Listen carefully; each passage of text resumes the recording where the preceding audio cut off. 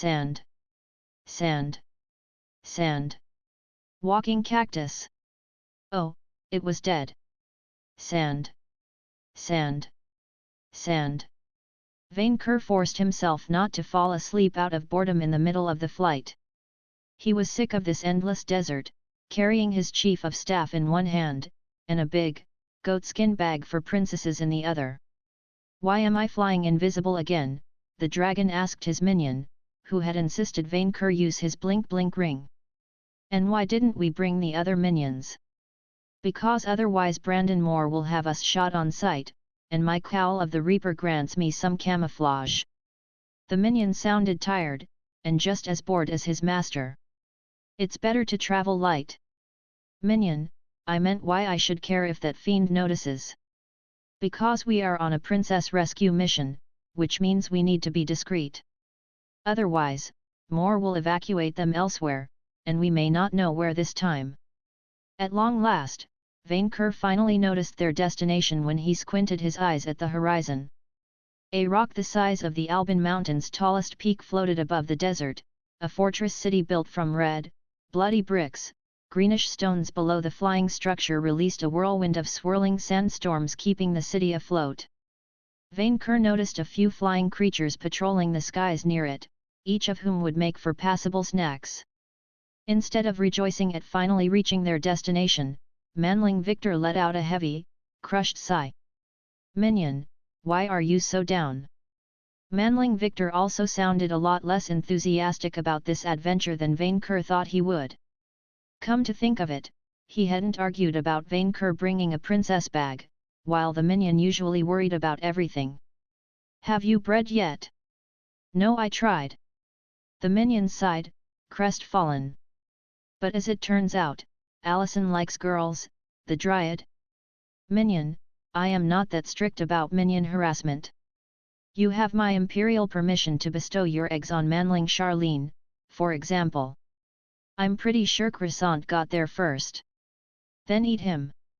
Vainqueur would have sworn the minion looked up at his master in confusion, but he couldn't tell with the cowl. "You are a chief of staff, he is below you in the food chain. If he bothers you, eat him." "I have never devoured a werewolf before, but they must taste like a Cerberus, strong and thick." "Your Majesty has eaten Cerberus. When I fought the Fommers as a young Wyrm with the rest of dragonkind. They kept sending monsters like Cerberus to die to me back in those days." Eventually, the fairy lords paid Vainqueur and his kin a large tribute of gold as an apology for falsely claiming to have created the world first. "Speaking of food, what was that scent in the wind? I can sense we are being followed." Vainqueur hummed the air. "It smells like a big bird, with a manling on its back." "Hey? We should be wary, it could be one of Moore's men." Solar Judgment. A beam of light hit Vainqueur in the back by surprise, the blast making him crash into the dry sand below. "Solar Judgment bypassed your fire immunity. You have taken heavy damage." Once again, he felt that itchy sensation. "Minion, I do not feel well in my back," Vainqueur said, opening his palm to find his chief of staff safe and sound. "What is this?" "I think that it is pain, Your Majesty." "Pain? Of course not, only mammals suffered from it." Vainqueur glanced up at the one responsible for his back itches, a manling knight in heavy green armor. The treacherous creature rode the back of a golden lion, with the head, wings and talons of an eagle. A griffin. And an adult, meaty one at that. "I doubted your guilt until I scanned your classes, Victor. Monster, Squire and Reaper." The knight pointed a shining blade at Vainqueur, who could tell it was accursed fairy work meant to kill dragons. According to the voice, the knight was a female manling. The unholy scion of a thief of souls and a necromancer, with a dash of scum. "And your perks?" "Helheim, channel hellfire. You reek of evil." "That armor," the minion trailed, as the dust settled. "Holy shit, level 66. I am Kia Bekiel, the shining knight of Gardi Magni. Prepare to die, miscreants." Annoyed at the greenish knight not announcing his imperial name next, Vainqueur just blasted the bird out the skies with a fireball. Brave wind! Much to the dragon's surprise, the bird and its rider flew out of the way of his flames, carried by strong winds. They dived down as Vainqueur kept trying to blast them, moving at speeds that even the dragon had a hard time following. Before he knew what hit him, the knight slashed at Vainqueur between the neck and the shoulder, cutting a scale. Erendite inflicted doubly effective fairy dragon slayer damage. Like that damn lich, the knight and her flying cattle retreated before the dragon could poke them. Manling Victor tried to assist his master by blasting bluish hellfire at their foe, but she flew out of range and made a circle in the skies. Vainqueur suddenly wondered how she could notice him while invisible, with a glance telling him the sand on his body revealed his position. Above, the knight moved to dive back, shining under the sunlight. That female manling was eager to make Vainqueur live up to his name. "Minion, stay there," Vainqueur ordered his manling, putting him on the ground with the princess bag. "I will take flight and deal with this flying snack personally." "Your Majesty, she's the strongest adventurer in Mistral, and the slayer of King Balor. Don't underestimate her." Balor. For once, this made Vainqueur pause. The farmer. A mere manling riding a flying cow took down Balor, the second greatest calamity of this age? When? Spell purge. Vainqueur snarled, revealing himself in his full draconic glory as his perk negated his ring's invisibility. "Fear my wrath, manling knight. You face Emperor Vainqueur Knightsbane, first of his name, great calamity of this age, Emperor of Murmurin and the Alban Mountains, and Slayer of Furibon."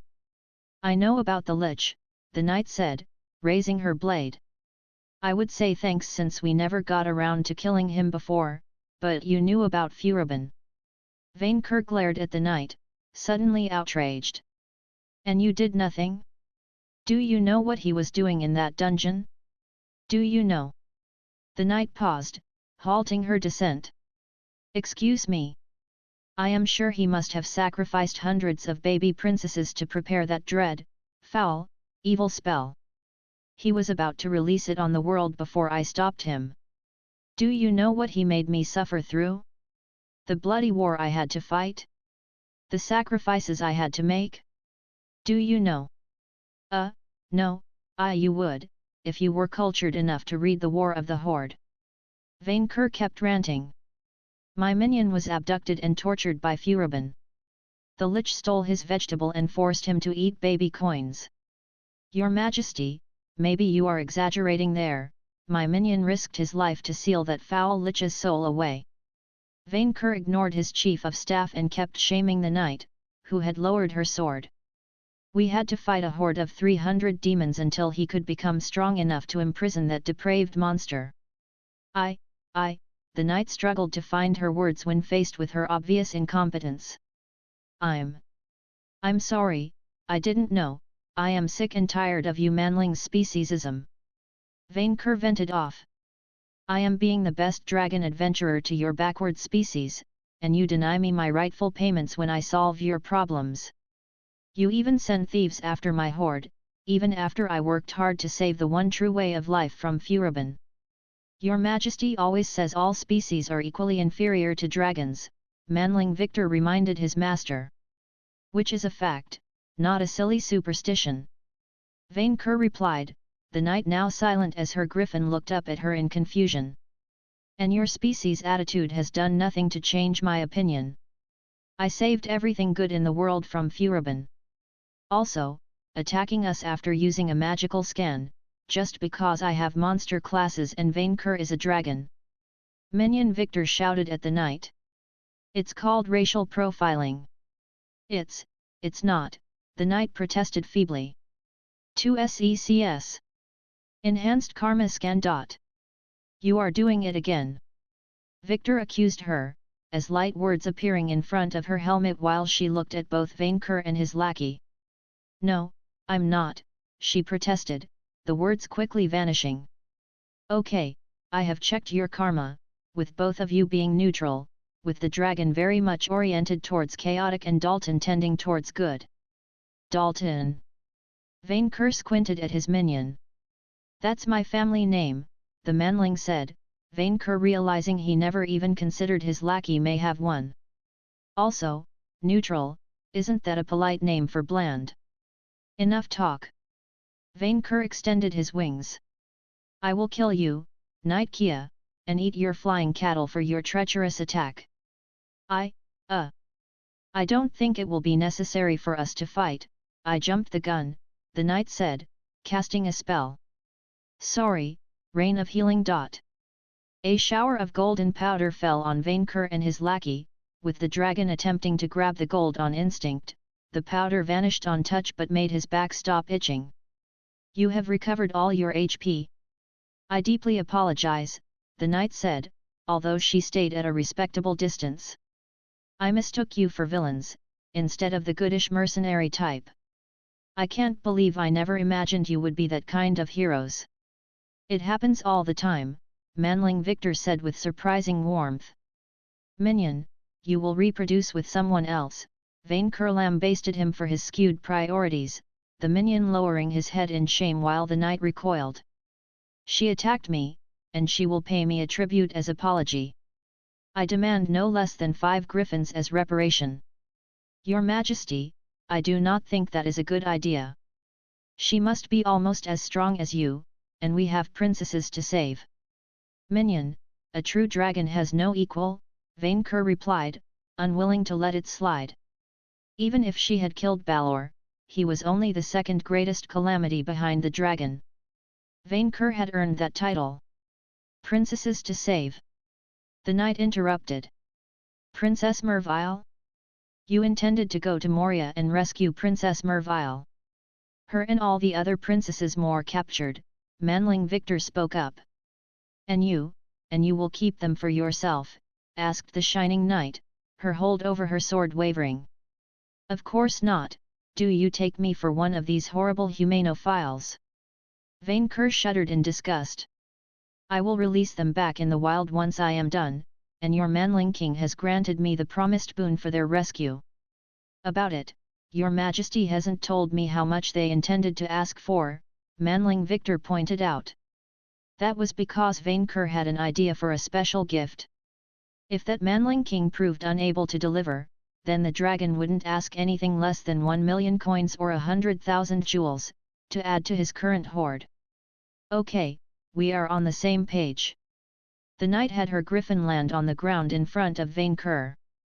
I deeply apologize for my uncalled attack, but I'm not giving up my griffin. However, if you agree, I could make it up by helping you in your quest. Vainqueur squinted at the griffin, who glared back at him. I am listening, he said, in case that knight could be helpful in carrying his princesses to Murmurin. First, I have to ask, do you intend to fight more yourselves? Because I can't support it. Why?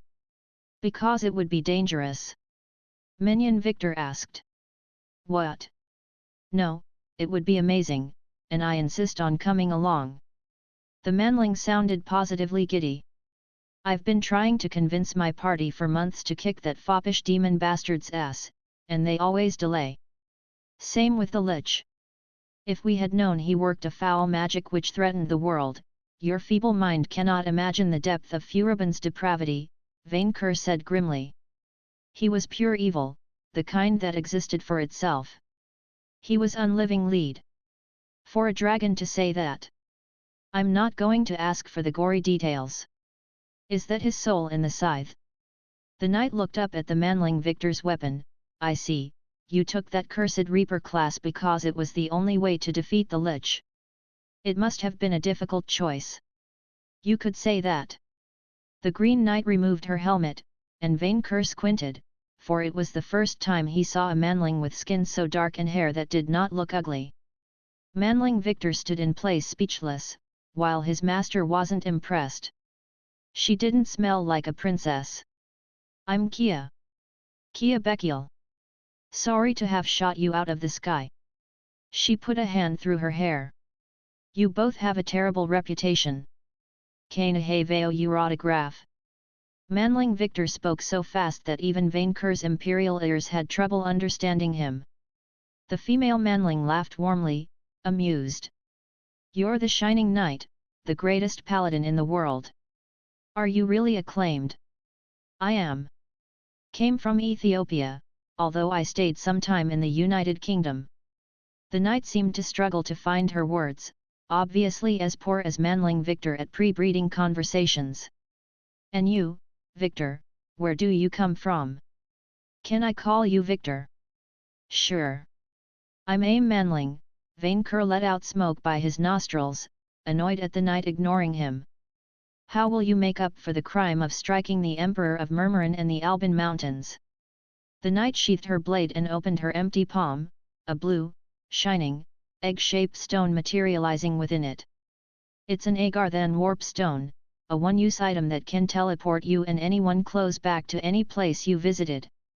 It even bypasses protections against teleportation effects, such as the barriers protecting the city of Moria.